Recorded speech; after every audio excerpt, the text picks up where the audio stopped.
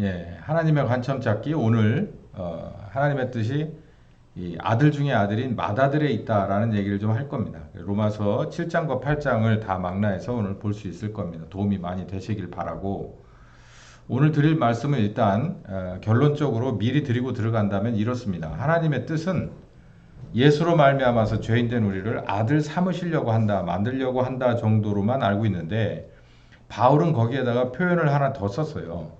맏아들이라고 하는 표현을 써서 얘기하고 있는데 요 얘기를 우리가 좀 중점적으로 좀 보려고 그럽니다. 아들 중에 아들 이 뭐냐 그 바울이 말하는 것은 맏아들을 만드시려고 했다라는 얘기예요. 이게 의미가 있다라는 얘기를 일단 이제 마지막으로 결론을 맺으면서 요 얘기를 증명하기 위해서 이제 바울의 7장과 8장, 로마서 7장과 8장을 이제 쭉 한번 볼 겁니다.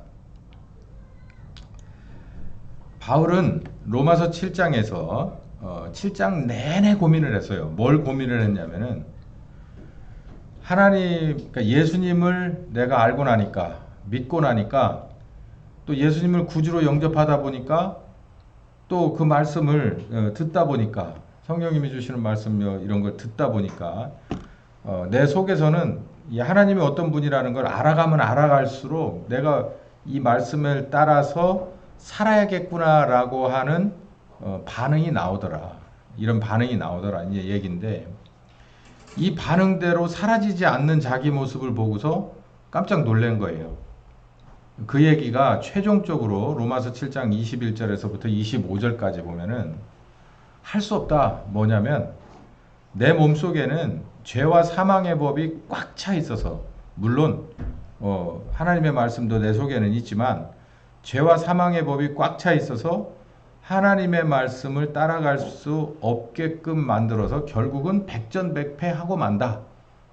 그래서 오호라 나는 곤고한 사람이다. 이 사망의 몸에서. 그러니까 이 사망, 죄와 사망의 몸이다라고 얘기를 하잖아요. 이 전체를 쭉 읽어보시면은 마음은 하나님의 법을 사랑하는데 육신은 죄의 법이 그득 차 있어서 이거 이겨내지 못한다. 싸우면 백전백패야. 그래서 결론은 못한다. 이렇게 얘기한 거예요. 바울의 갈라디아서는 율법과 은혜에 대해서 아주 명명백백하게 확실하게 증거를 하고 있는데 율법으로는 하나님 따라갈 수 없다. 율법을 지켜낼 수 없다. 하나님의 말씀을 율법식으로 따라갈 수는 없다. 은혜로만 따라갈 수 있다. 그 얘기하고 똑같은 이 맥락에서 보시면 됩니다. 내 마음속엔 하나님의 말씀이 있다. 하나님의 법을 따라가야 된다라고 하는 마음속에 굳은 결단이 있지만 이게 행동으로 옮겨지는데 이게 문제가 있다. 왜냐하면 내 몸속에는 죄의 법이 꽉 차 있어서 이겨내지 못한다. 절대 싸워서 이기질 못한다. 그러니까 한마디로 나는 사망의 몸에 갇혀 있는 그런 상태다. 이렇게 얘기를 해요. 그래서 여기서 주목할 것은 내 몸속에는 죄와 사망의 법이 자리를 잡고 있다. 뭐 했음에도 거듭났음에도 불구하고 죄와 사망의 법이 몸속에 쩔었다. 전혀 흔들리지 않고 있다. 요거 바울이 발견한 거예요. 근데 여기서부터 우리는 좀 잘 봐야 됩니다. 이걸 왜 자꾸 요걸 우리가 봐야 된다고 하냐면 현재 이걸 가르치는 사람이나 배우는 사람이 요 부분을 얘기하지 않아요. 왜냐하면 회개하고 복음을 믿어서 거듭났습니다라고 한다면 구원받았습니다로 그냥 건너뛰어 버린다고요. 근데 구원받은 사람은 하나님의 자녀로서 하나님의 아들로서 구원받은 사람이면 내가 이렇게 살아도 되냐라고 하는데 의문을 갖질 않아요. 이건 아닌데 라고 하는 의문을 갖는 거예요, 바울은. 그래서 나 이렇게 살면 안 돼라고 하면서 뭘 거스르기 시작했냐면 자기 몸속에서 나오는 죄와 사망의 법을 거스르기 시작한 거예요. 뭘 가지고? 내 마음속에 있는 하나님의 법을 가지고 내 몸속에 있는 법을 거스르기 시작해요. 싸움을 걸은 거예요. 근데 결국은 백전백패다. 그래서 이렇게 주장한 거예요. 이 사망의 몸속에서 누가 나를 건져낼 수 있을까? 이거는 우리에게 정말 굉장히 중요한 바울의 이 지적입니다. 자기 스스로를 고백한 거고 우리들도 전혀 다르잖아요. 100% 똑같거든요. 근데 예수 믿고 나서 우리는 그냥 쑥 건너뛰는 거예요. 우리가 거듭나서 새 사람이 되었으니까 우리는 심판대 앞에서 믿음으로 구원받아. 그러니까 할 게 없는 거예요. 우리가 할 거라고는 이제 우리들 스스로 정말 뭐라 그럴까, 이제 말도 안 되는 하나님의 일을 해주는 그런 저기가 되는 거죠. 그렇지 않나요? 하나님은 그런 사람 쓰지 않습니다. 그리고 그렇게 해서 열심히 자기가 하나님의 일을 한 것 같아서 나중에 가서는 어떻게 될지 모르는 거예요. 하나님이 그래 고맙다, 네가 이렇게 일해줬어, 인정을 할 건지, 아니면 나는 그런 거 시킨 적이 없는데 이렇게 할지, 저는 아주 굉장히 의심스러운데 굉장히 부정적인 생각을 갖고 있어요. 우린 여기를 굉장히 주목해야 합니다. 바울은 로마서 7장 내내 고민한 거예요. 아니 1장부터 시작해서 이 7장까지 가는데 1장부터 시작한 거예요, 얘기를. 그러다 8장에서 결론이 나는 거예요. 다시 한번 반복하면 내 몸속에는 거듭나나 안 거듭나나 죄와 사망의 법이 떠나질 않아요. 아는 상태로 있어요. 근데 이 상태로 있는 것을 모르거나, 그리고 모른다는 건 가르쳐주지 않는 것도 마찬가지예요. 가르쳐줬는데도 외면하거나 불신하거나, 이 두 가지는 다 옳지 않아요. 근데 바울은 그걸 스스로가 솔직하게 고백하고 있어요. 안 된다. 이대로는 안 된다. 이대로는 뭐 도저히. 그래서 나는 사망의 몸속에 갇힌 거듭난 사람이다. 근데 이렇게 하니까 또 이렇게 얘기해요. 죽으면 구원받는다고. 뭐가? 몸이 죽으면. 참 하여간 어떻게든지 빠져나갈 방법을 찾는데요. 바울도 만약에 이 사망의 몸에서 누가 나를 건져낼 거냐라는 이 굉장히 큰 불신 속에서, 낙담 속에서, 그래 이 몸이 죽으면 우리들의 영이나 혼만 하나님 나라 가겠지, 이게 영지주의거든요. 그러니까 여기선 대충 살자는 얘기죠.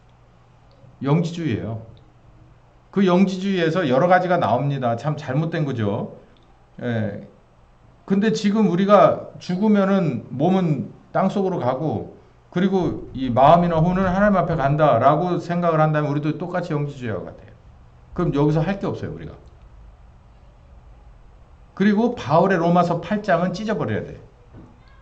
그냥 쭉 찢어버리거나 8장 1절에 죽음은 해결됨 이렇게 딱 쓰고 마침표 딱 찍으면 끝나요. 몸이 죽으면 해결될 일. 근데 바울은 로마서 8장이 그렇지 않아요. 굉장히 심오한 얘기로 들어가고 있거든요.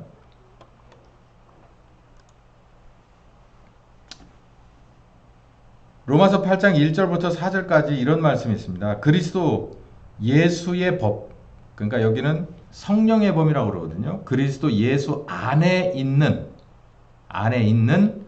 생명의 성령의 법, 이렇게 말했어요. 그리스도 예수 안에 있는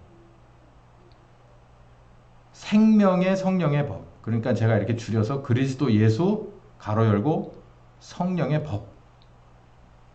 이 생명을 주는 거죠.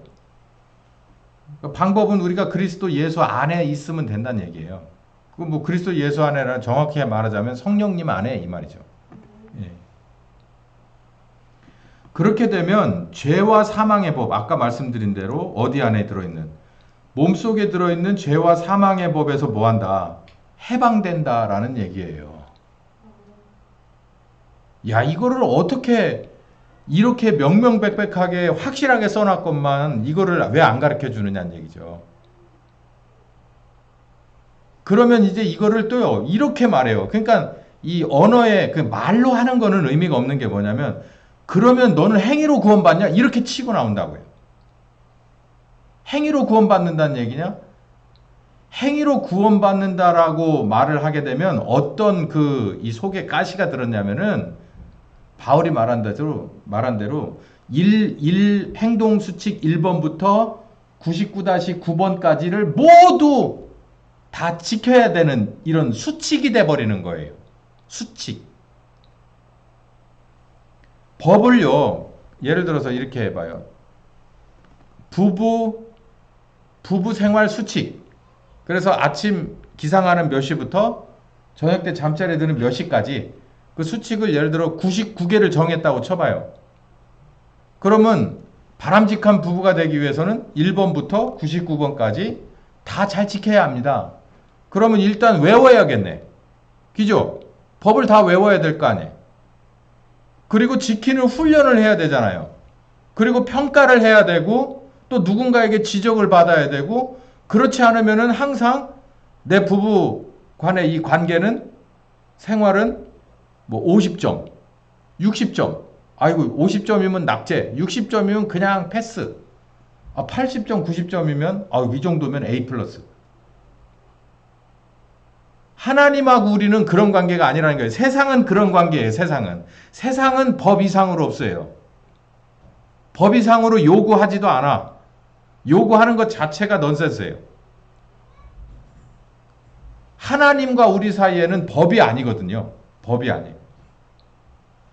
부부 생활이 1번 수칙에서 99번까지를 다 준행하는 것으로 100점이 되는 게 아니라 부부는 그냥 사랑하니까 나중에는 그냥 동지애로 나중에는 친구로 그냥 1번부터 99번까지 어떤 거는 잘 되는데 어떤 거는 좀 실수할 수 있어요. 근데 상대방이 이거를 커버해주고 또 넘어가기도 하고 해서 시너지 효과를 내는 거예요. 그게 부부라고 하지 1번부터 99번에서 1년 토탈 내가지고 이건 낙제니까 이혼 청구하고 위자료 내놔라?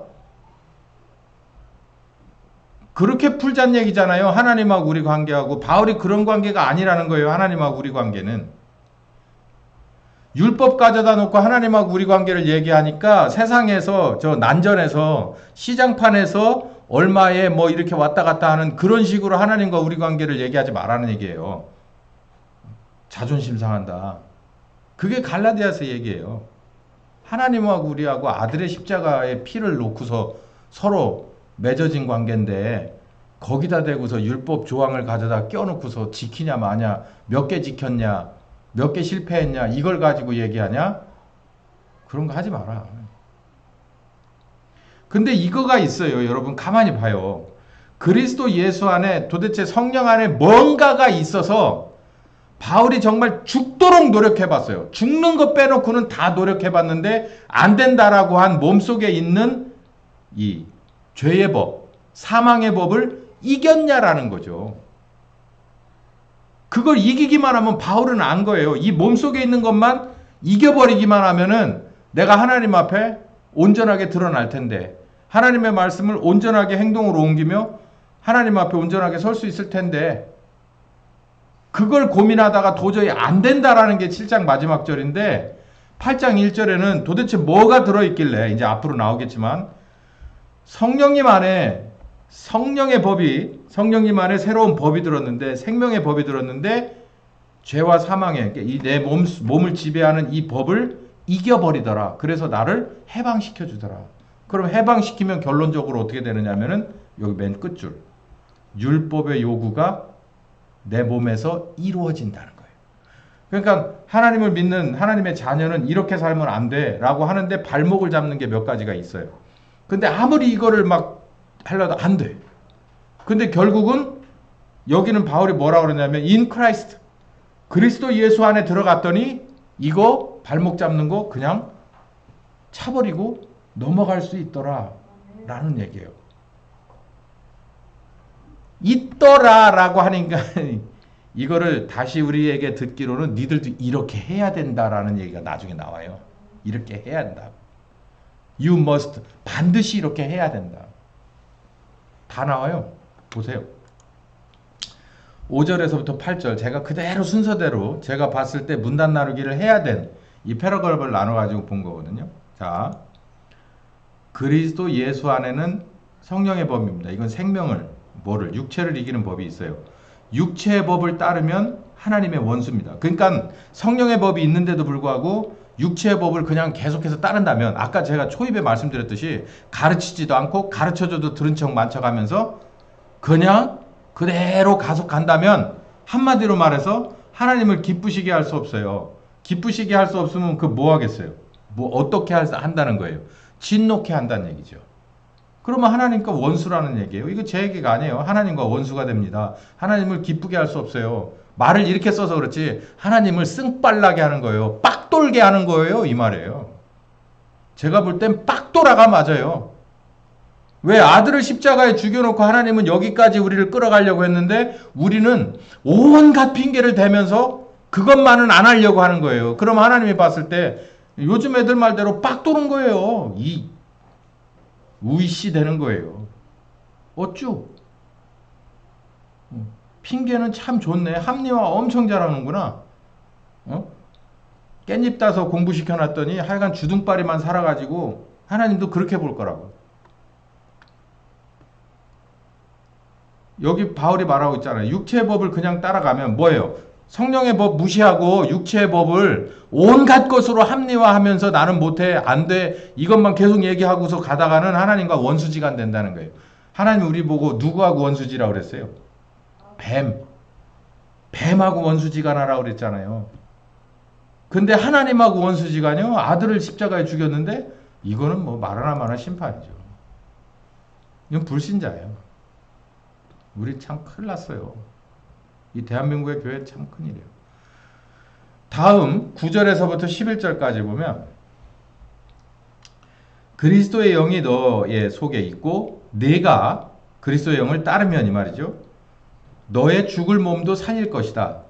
이 말은 그냥 편하고 쉽게 말하자면, 그냥 단도직입적으로 말하자면, 너희 마음 속에 들어와 있는 너 스스로도 옳다 인정하는 하나님의 말씀은 네가 그리스도의 영을 손잡고 합세해서 따라가기만 한다면 반드시 너희 몸으로도 지켜낼 수 있다 이 말이에요.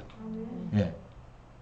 그러니까 여기다가 이제 번역상으로 율법의 요구를 그러면 이제 뭐 행위론자가 되거든요. 그게 아니라 그리스도의 영이 우리 속에 들어와 있는 하나님의 말씀을 내가 인정하고 따르기로 작정한 이 하나님의 말씀을 그렇게 살기로 작정한, 그런데 아무리 내 육체가 가로막아도 그리스도의 영과 함께 있으면, 그분을 따라가면 이 사망의 법을 이기고 행동으로 옮기게 된다 이 말이에요. 그 얘기를 한 겁니다. 자, 한번 읽어볼게요. 이게 굉장히 중요한 말씀이에요. 만일 너희 속에 하나님의 영이 거하시면 너희가 육신에 있지 아니하고 영에 있으니까 너의 무게중심이 영에 있는 것이기 때문에 누구든지 그리스도의 영이 없다면 그리스도의 사람은 아니다. 하나님의 영이 너희에게 있다면, 하나님의 영을 네가 하나님의 영의 편을 든다면, 그분과 손잡고 그분을 따라간다면, 뭐는 부인하고 내 육체는 부인하고 따라간다면 이 말이에요. 그렇다면 너는 하나님의 사람이다. 그리스도의 영이 없다는 거죠. 하나님의 영이 없다면 너는 그리스도의 사람이 아니야. 하나님의 사람이 아니야 이 말이에요. 그러니까 우리 속에는 애초부터 죄의 법이 들어있어요. 죄의 법이 들어있고 하나님의 영이 와서 하나님의 법이 들어왔어요. 내가 어디 편을 들 거냐는 거예요. 어디 편을 들 거냐. 어느 쪽을 부인하고 어느 편을 뿌리치고 어느 편을 들 거냐. 그랬을 때 하나님의 영이 너희에게 거하신다는 건 하나님의 영을 손잡고 내 이쪽은 뿌리치는 거예요.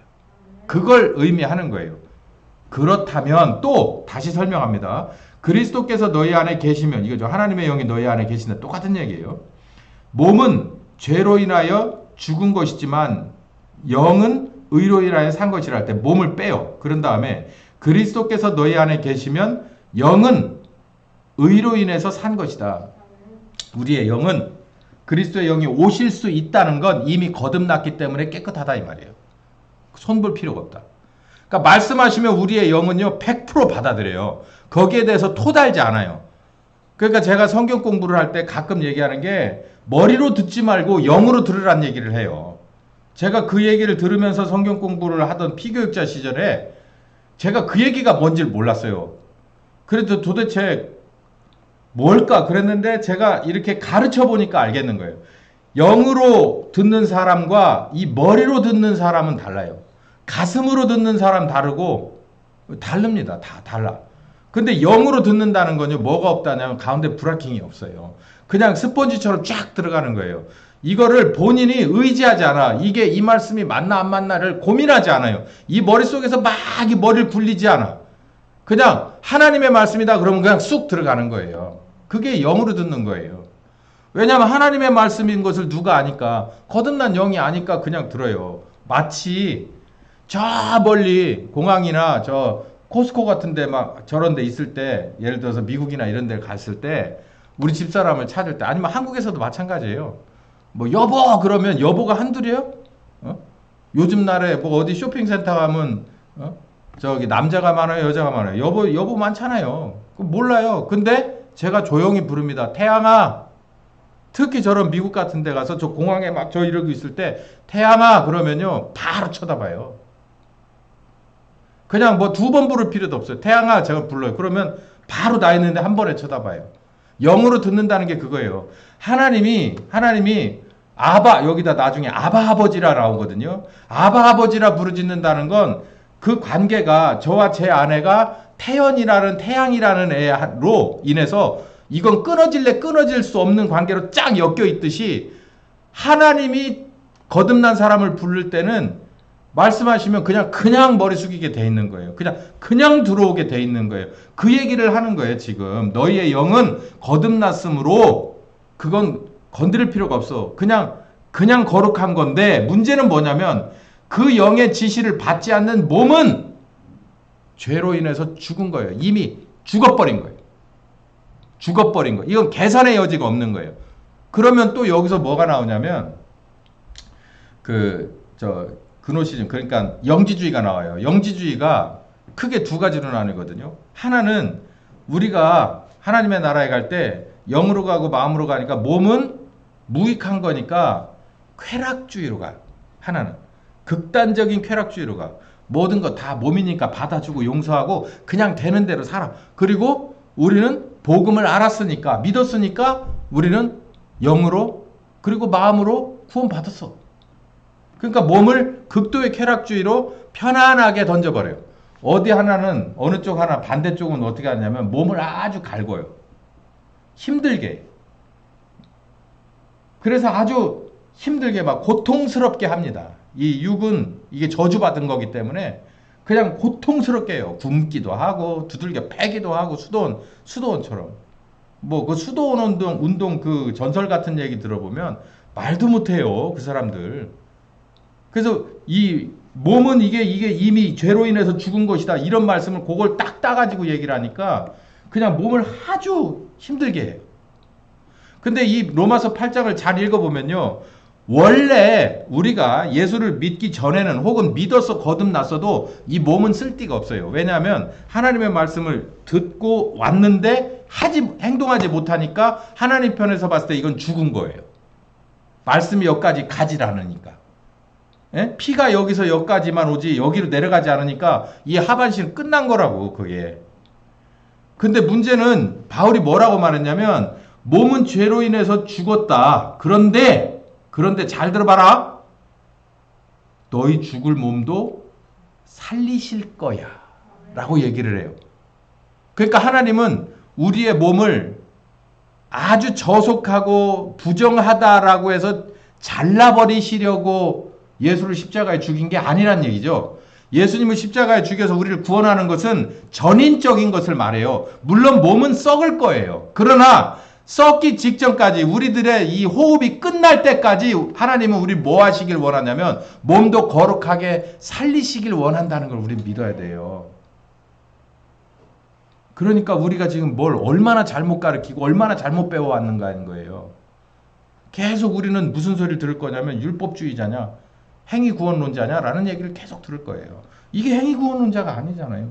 하나님이 그렇게 하시기로 작정했다는데 우리의 욕심과 우리가 그렇게 하겠다는 결단이 뭘 얼마나 할 수 있다고. 그게 아니라 하나님이 하시겠다는 거예요. 방법이 뭔가를 봐요.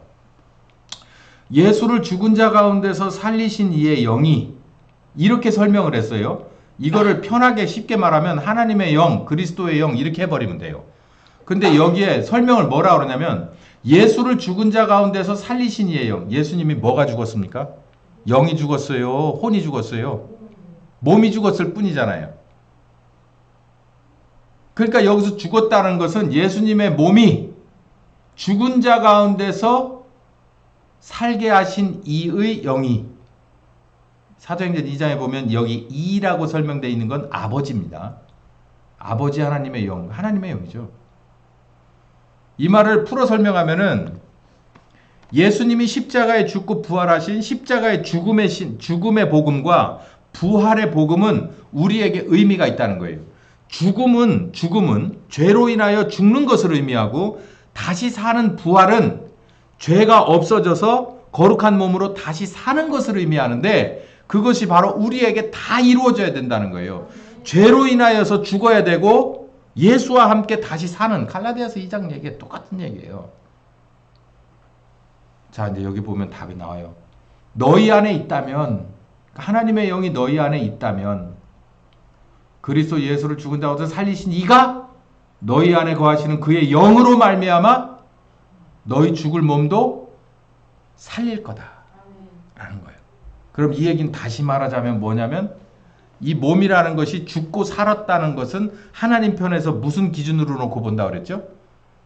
하나님의 말씀을, 영으로 들은 하나님의, 성령님께 들은 하나님의 말씀을 내 영으로 들어서 내 마음으로 믿어서 내 몸으로 뭐 하는 거예요?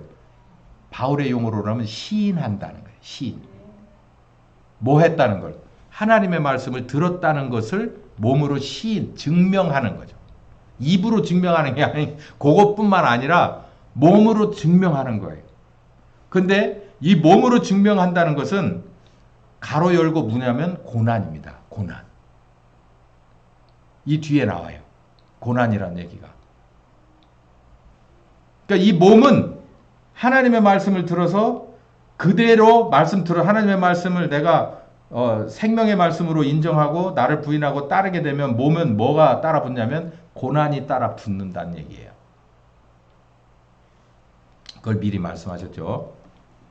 자, 중요한 거, 하나님 아버지는 예수님의 십자가의 죽으심으로 어떤 계획을 세우셨냐면 전인적인 구원 계획인데, 우리의 영과 마음과 몸까지도 다시 살리는, 죄로 죽고 다시 살리는 그런 계획을 세우셨다. 그러니까 몸을 포기하면 안 된다. 그러니까 하나님의 뜻대로 되는 것이 아니다. 12절부터 18절, 육체와 싸워서 진다면 반드시 죽을 것이고 육체와 싸워서 이긴다면 반드시 살 것이다. 요 얘기도 먼저 할게요. 요 얘기가 참 무서운 얘기가 뭐냐면, 또 요게 또 오해의 소지도 있어요. 여기 보면 그러므로 형제들아 우리가 빚진 자로 돼 육신에게 져서 육신대로 살 것이 아니다. 누구에게 빚졌어요? 예수님에게 빚졌죠. 예수님의 십자가의 공로와 효과로 우리가 거듭났는데, 하나님 우리의 몸까지도 거룩하게 하시기를 작정하셨는데, 우리가 뭐를 못 이겨? 육체를 못 이긴다면, 육체를 못 이긴다는 것은 육체를 계속 따라갔기 때문이죠. 죄의 법을 따라갔기 때문이죠. 누구의 법을 따라가야 되는데? 생명의 법을, 하나님의 영을 따라갔어야 하는데, 졌다라는 얘기는 내가 누구를 부인한 것이냐면 하나님의 영을 부인했다는 얘기죠. 하나님의 영을 부인하니까 결국은 내가 육신 따라가게 되는 거죠. 이건 자동이에요. 자동. 1번이에요 2번이에요 라고 해서 1번 2번 고르지 않으면 무조건 3번 고르는 거예요. 그냥 머뭇머뭇거리면 시간 지나서 그럼 3번이 되는 거예요. 그것처럼 육체는 이미 깔려 있는 거예요. 죄의 법이. 육체에서는 선한 게 나오질 않아요, 여러분. 절대. 하나님을 배제한, 하나님의 말씀을 배제한 육체는 절대 선한 게 나오지 않아요. 예를 들어 볼까요? 배고파 죽겠어요. 목말라 죽겠어. 그러면 밥 한 그릇만 있었으면, 물 한 잔만 있었으면 해요. 그러다 밥 한 그릇하고 물 한 잔이 생기잖아요. 그러면 그 다음에 뭐가 생각날까요? 더 가요. 더 계속 가요. 계속해서 어디까지 가냐면 남의 것 뺏어 먹고 남 못 먹게 하고 하는 데까지 가요. 그러니까 뭐 제가 이게 어떤 근거냐면 한 벌 옷하고 한 그릇 밥을 얘기했잖아요. 우리는 한 그릇 밥만 있으면 사실은 돼요. 맹수들은 그냥 와서 지가 먹고 싶은 거 한 입 떡볶 떼어먹고 그냥 허기 달래면 그냥 간대요. 그럼 나머지 것들이 와가지고 다 청소를 한대요. 근데 사람은 그렇지 않아요. 한 그릇 먹고 물려주려고를 안 해요. 그거를 자기가 안 먹어, 자기가 버리면 버렸지 절대 주려고 하지 않으면 이건 죄죠. 침례 요한이 그 죄라고 얘기했거든요. 이 세상 돌아가는 거 보세요. 자본주의라고 말하잖아요. 우리가 하나님이 원하시는 이 추수의 계획 때문에 이 교회가 여기에 존립하기 위해선 자유민주주의 시장경제 체제가 그나마 우리에게 득이 되니까 인정해 주는 거지, 이 자유민주주의 시장경제 체제가 이게 옳은 거 아니에요. 하나님의 나라는 그런 거 없어요. 하나님의 나라는 어떻게 보면 사회주의예요. 사회주의. 엄청난 왕정이고요. 독재 왕정이고 자발적인. 저한테 달라요. 이게 육체를 따라가면 그 어떤 것도 그래요. 그 어떤 것도 선한 게 나오질 않아요. 그냥 뭐 말 하나 많아요. 육신은 그러니까 죄와 사망의 법이 이 안에 쩔었다. 죄와 사망의 법 안에 들었다. 몸이. 그렇게 말해요. 누구의 몸이? 우리 사람의 몸이. 짐승의 몸이 아니고 우리 사람의 몸. 육신대로 살면 반드시 죽을 것. 그러나 영으로서 몸의 행실을 죽이면 살 것. 반대로 말하면 육신대로 살지 않는 것. 무릇 하나님의 영으로 인도함을 받는 그들은 뭘 부인해야 할까요? 육체를 부인해야겠죠. 그러니까 또 뭐냐면 수도원 운동이라는 거예요. 몸을 부인하는 방법이 굶기는 거. 추운 데 가가지고서 헐벗는 거. 더위에 가가지고서 몸을 혹사시키는 거. 안 되면 채찍으로 두들겨 패는 거. 그런 걸 말해요. 그게 육체와 싸워서 이기는 거라 생각해요. 그 사람다워요. 사람다워. 사람 수준에서의 생각이 그래요. 근데 여기 바울은 뭐라고 말하냐면 뜬금없이 우리는 종의 영을 받지 않았어. 양자의 영을 받았어. 몸 얘기를 하고 있는데 영을 얘기해요. 영을. 이게 무슨 말일까요? 여기서 보면 종의 영에다가 가로 열고 무서워하는 이라고 말했어요. 무서워하는. 이 무서워하는 종의 영은 이렇습니다. 내가 내 명의로 된 내 사업을 해보신 분들은 알아요. 종업원을 뭐 몇 명을 쓰든 상관없이 뭐 같이 일하면 종업원과 같이 일한다면 뭐 더 잘 알겠지만, 예를 들어서 내가 내 명의로 된 구멍가게라도 내가 해요. 혼자. 뭐 아니면 10명의 종업원, 뭐 한두 명의 종업원 상관없어요.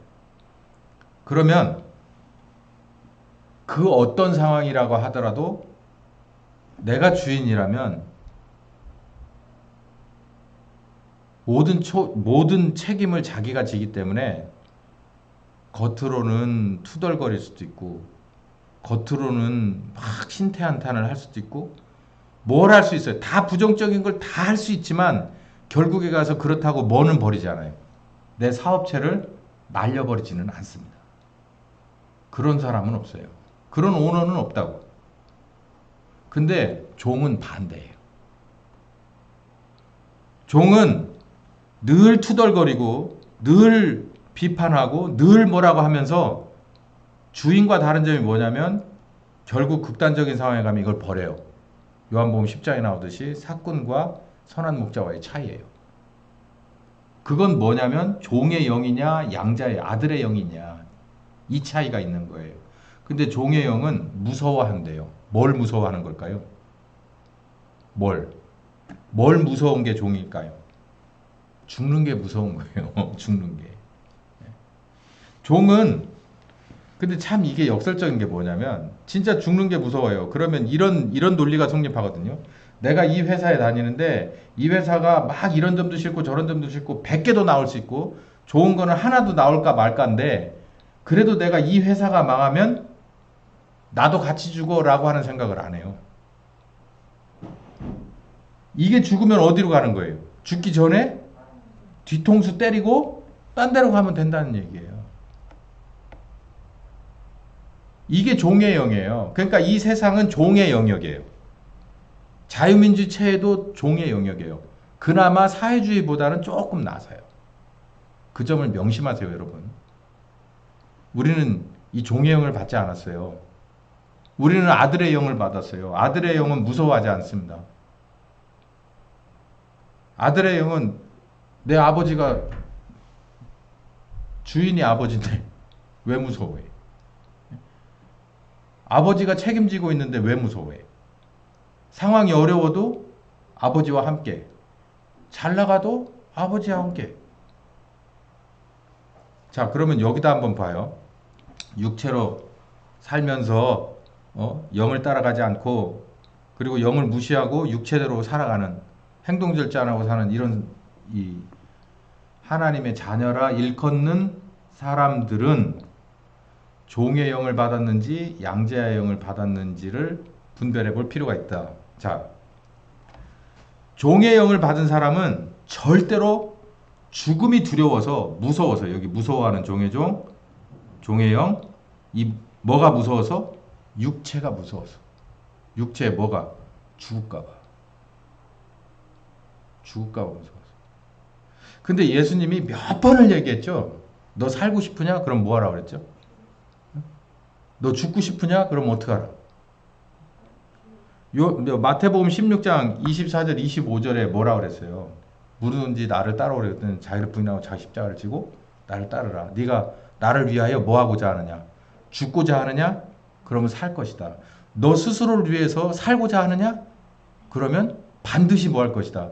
죽을 것이다 그랬어요.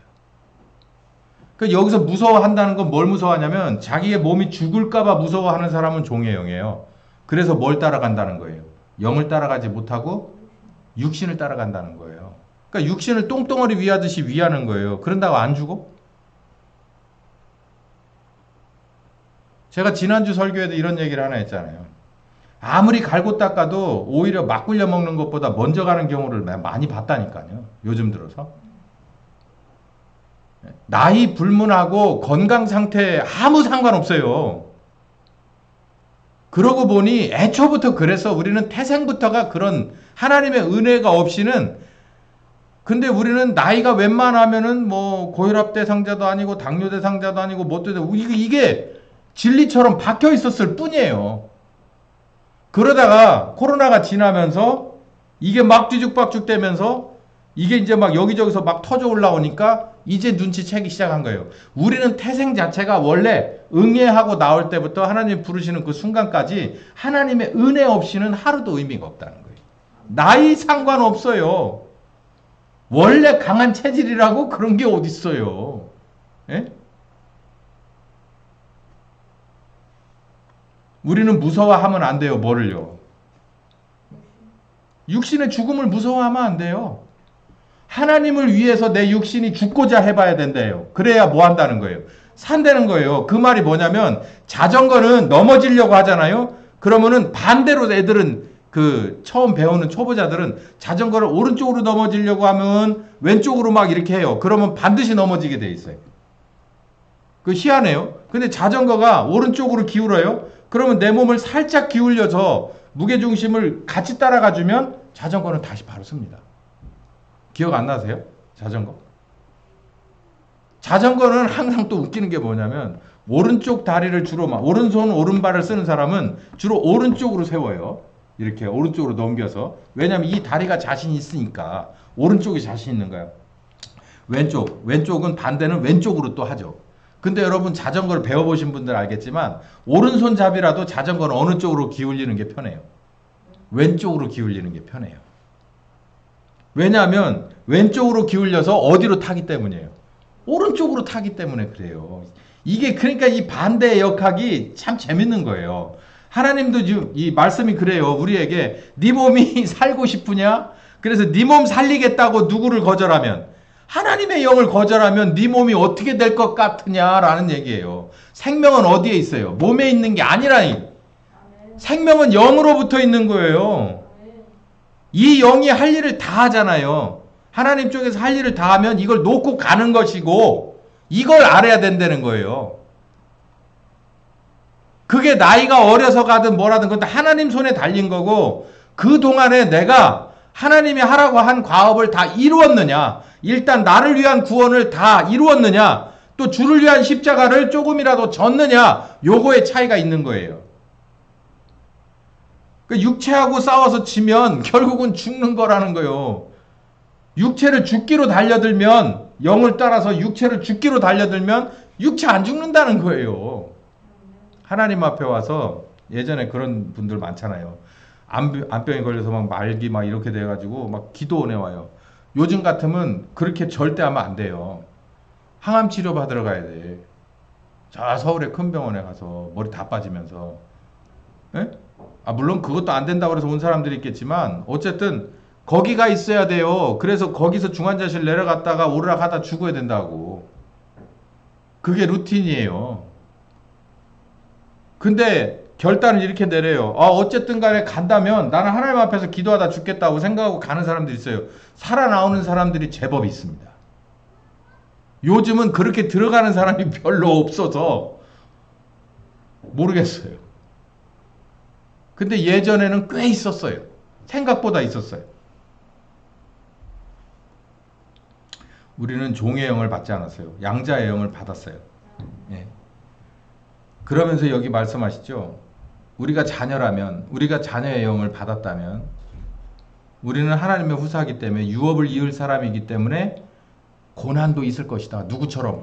유업을 입은 예수님처럼 우리에게도 고난은 당연히 있다. 왜냐하면 이 세상이 죄악된 세상이라서 고난이 있을 수밖에 없는 거예요. 그러나 현재 우리가 뚫고 나가는 이 고난은 장차 하나님 앞에 설 때 우리가 받을 그 영광과는 비교할 수 없다. 우리가 고난이 있어야 영광도 있는 거 아닙니까?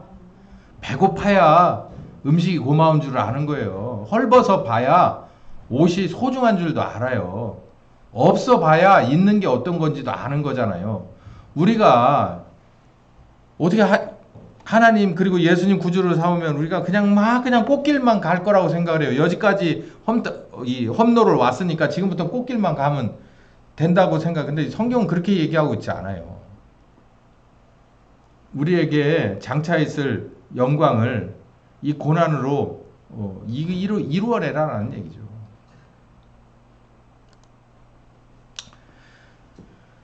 자, 이렇게 된 사람들. 그러니까 어떤 사람? 영이 거듭나고, 그리고 하나님이 주신 말씀을 마음에서 믿어서 몸으로 시인한 사람들, 이렇게 몸까지 거룩해진 사람들을 누가 기다리냐면은 피조물들이 기다려요. 피조물들이. 여기서 피조물은 모두를 말합니다. 사람뿐만 아니라 이 세상의 모든 우리가 생각하는 미물들까지도 다 마찬가지예요. 왜 그럴 수밖에 없느냐면은 이 피조물들이 허무한데 굴복한다는 게 뭐냐면 이건 아닌데 라고 생각을 해요. 안 믿는 사람도 마찬가지예요. 예수 안 믿는 사람도 세상이 이러면 안 되는데 라고 누구나 다 생각합니다. 내가 어쩔 수 없이 그냥 그런가 봐 흥흥 해주고 그냥 그 길에서 잘못된 길인 줄 알면서도 내가 월급쟁이 해야 되니까 내가 여기서 살아야 돼. 어쨌든 살아내야 되니까 그냥 어쩔 수 없이 말도 안 되는 이 길을 걸어가고는 있지만 퇴근하고 돌아오면서 집에 앉아서 고민하는 거예요. 차 한 잔 앞에다 놓고 고민하는 거예요. 세상이 이러면 안 되는데 뭐가 걸리니까 내 양심이 걸리니까. 안 믿는 사람도 양심은 있어요. 사람뿐만 아니라 이 세상에서 우리가 다 지배하고 사는 이 모든 것들도요. 이런 식으로 세상이 돌아가면 안 되는데라고 다 생각한다는 거예요. 다. 야, 이거 정말 깜짝 놀랄 일입니다. 그러니까 우리가 어깨에다 짊어진 게 이 짐이 생각보다 중요한 짐을 지고 있는 거예요. 우리가 어깨에 지고 있는 짐이 뭐냐면은 여기 잘 읽어보세요. 이거 참 정말 주옥 같은 얘기입니다. 뭐냐면 바로 우리의 몸이 온전하게 구속되는 것. 구속되는 것이라는 것은 뭐냐면 우리가 구속을 기다린다라고 하는 것은 이 예수님의 그 십자가의 죽으심과 사신 그 복음으로써 우리의 여기 보니까 딱 특정을 했는데 우리의 영이라고 안 했고 우리의 마음이라고 안 했고 우리의 뭐라고 그랬어요? 몸이라고 그랬어요. 영과 마음은 다 끝났어요. 이미. 종료. 작업 종료. 완성. 근데 뭐가 아직 남았기 때문에. 몸의 구속이 남았기 때문에. 몸을 완전히 새롭게 하는 새 창조가 남았기 때문에 뭐하는? 영을 따라가는 그 작업을 우리가 지금 정말 열심히 해야 된다는 얘기를 하고 있어요. 우리도 우리 몸의 구속을 기다립니다. 그러니까 작업 중, I'm working on it. 작업 중입니다. 새 창조 중입니다. 성령께서 나를 어디를 콕 찍어서 내 몸을 새 창조 중입니다. 그거를 우리도 기다리고 있습니다. 여기서 우리라는 건 누구도 포함되어 있을까요? 바울도 들어가 있어요. 이 편지를 보고 계신 우리 모두도 이 상황에 처해 있습니다. 이 얘기예요. 우리 몸의 구속을 기다리는 건 우리들조차도 그렇습니다. 열망이라는 거죠. 아, 이대로는 안 된다. 하나님의 뜻은 영을 거듭나게 하고 마음을 새롭게 하는 데서 끝나는 게 아니다. 어디까지 가야 한다? 몸까지 가야 한다는 것을 분명히 알고 있는 얘기예요. 성령께서도 이걸 도와준답니다. 뭐를요? 봐요. 이와 같이 성령도 우리의 연약함을 도우신다. 우리의 연약함 어디가 연약해요? 영이 연약해요? 마음이 연약해요? 전혀 그렇지 않아. 몸이 연약해요. 몸의 구속을 돕는다는 얘기예요. 어떻게 도와요? 간구해요. 간구 얘기했었죠? 간구. 성령이 우리를 대신해서 간구. 봐요. 우리를 위하여 친히 간구. 성령께서 간구. 이거 누구에게 간구하는 거예요? 성령이 그러는 거예요. 여기 있는 김진 목사 몸이 거룩해지기를 누구 앞에 간구하냐면 하나님 앞에 간구하는 거예요. 누군가 널 위해서 누군가 기도하네. 네가 홀로 외로워서 뭐 마음이 어두워서 뭐 그러니까 이 얘기는 우리를 돕는다는 얘기예요. 돕는다. 도와준다. 야, 이게 이렇게 명확한데 어떻게 우리는 이 말씀을 여기까지 가르치지 못했고 이 말씀이 이렇게 명명백백한데도 불구하고 우리는 이 말씀에 대한 심각성을 못 느끼냐는 거죠. 성령님이 간구해요.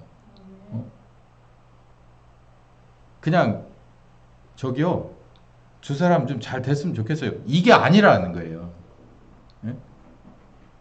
영이신 하나님이 우리에게 오셔서 우리와 떠나지 않고 함께 계신다는 이 요한복음 14장에 있는 말씀이 간구라는 말로 확실하게 표현이 되는데 우리를 위해서 간구한대요. 이거는 어떤 식이냐면 내 아들이 죽을 상황에 빠졌을 때 내가 혹은 나의 아내가 우리 집사람이 내 아들을 위해서 하나님 앞에 간구한다는 얘기가 들어갈 수 있어요. 예. 그러니까 성령께서 내 부모로서 나의 연약함을 온전하게 해달라고 간구하는 거예요. 간구하면 그냥 잘 됐으면 좋겠다, 야. 잘 될 거야. 이게 아니에요. 안 되면 같이 망하는 거예요. 안 되면 같이 망. 그거 간구라고 얘기하죠. 간구가 2번씩이나 나왔어요. 하나님을 사랑하는 여러분은 모든 것이 협력해 선을 이룰 겁니다. 이 얘기는 좋은 결과가 있을 것입니다. 라고 하는 얘기예요. 그렇게 보시면 돼요. 누가 돕기 때문에? 성령께서 너희를 위해서 간구하기 때문에, 돕기 때문에 너도 힘쓰고 애쓴다면 이 말이죠. 그게 전제가 되는 거예요. 그렇다면 모든 것이 협력해서 여기 성령님까지 협력해서 우리의 좋은 결론을 위해서 애쓰십니다. 좋은 결과가 있을 겁니다. 라는 얘기예요. 반드시 될 겁니다. 이 얘기죠.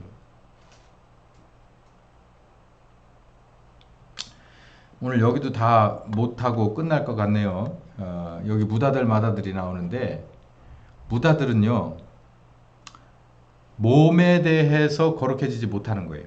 그냥 영과 마음만 하고 말뿐인 사람을 말하는 거고 마다들은 예수님의 형상이잖아요. 그 아들의 형상을 본받게 하는 마다들을 말했는데 이건 몸까지 말하는 거예요. 예수님은 십자가를 입으로 지지 않았어요. 몸으로 졌거든요. 예수님은 죽음을 입으로 표현하지 않았어요. 몸으로 한 거예요. 그러니까 우리도 똑같이 복음은 몸을 가지고 복음 안에 들어갔다가 나온 사람을 말하는 거예요. 그게 바로 무다들이 아니고 무다들들 중에서 하나뿐인 마다들이 되는 거예요. 그러니까 하나님의 일은 누가 할까요? 마다들이 해요. 이렇게 된 사람이 합니다. 하나님의 일은 예수님이 하셨어요. 이 마다들을 본받은 사람들이 지금도 하나님의 일을 해요. 예전에도 했고 지금도 하는 거예요. 이런 사람들이 아닌 사람한테는 하나님이 일을 맡길 수가 없어요. 왜냐하면 하나님의 뜻대로를 못 해내기 때문에, 자신도 안 됐기 때문에. 이 길을 쫓아가는 우리에게 그 어떤 사람도 우리를 대적하지 못할 거예요. 송사하지도 못합니다. 판단요. 정죄하지도 못할 겁니다. 그리고 그리스도의 사랑에서 모든 사람이 우리를 대적하고 송사하고 정죄한다 하더라도 그리스도와의 사랑은 절대 끊어지지 않을 것입니다. 라는 얘기로 마무리가 되는 거예요.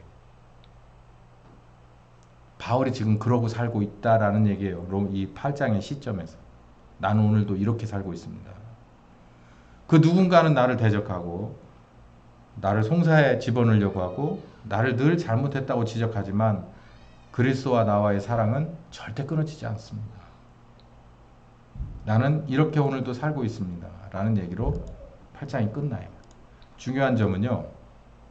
첫 번째, 무다들과 마다들에 관한 표현이 나오는데 하나님의 뜻은 마다들에 있어요.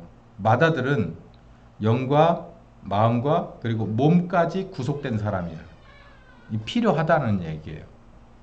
니네 옵션이 아니라 여기까지 가야 된다는 얘기예요.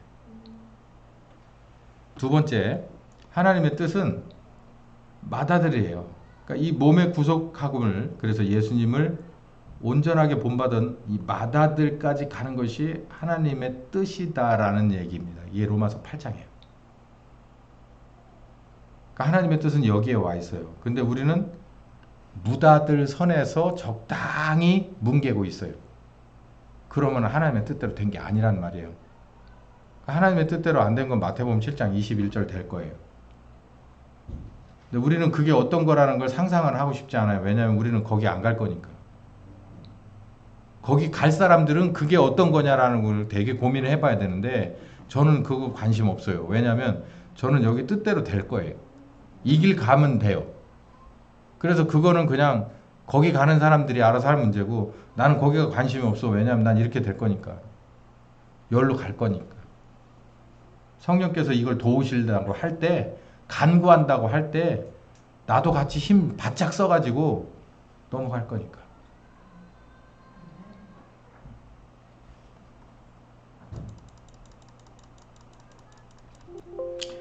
하나님의 관점은 무다들에 있지 않아요. 마다들에 있습니다. 로마서 8장을 주의 깊게 읽어보십시오. 기도하겠습니다. 감사하신 주님, 오늘도 귀한 말씀 감사합니다. 이 말씀 정말 중요한 말씀인데 하나님의 뜻이 여기에 있고 바울이 이 중요한 말씀을 이렇게 글로써 남겨서 우리가 귀한 은혜를 받습니다. 이 귀한 말씀을 우리가 더 다시 한번 새기고 부족한 점들을 잘 채워주셔서 우리를 위하여 간구하시는 성령님과 힘을 다하여 하나님 원하시는 곳에 이르게 하여 주시옵소서. 예수님의 이름으로 기도했습니다. 아멘.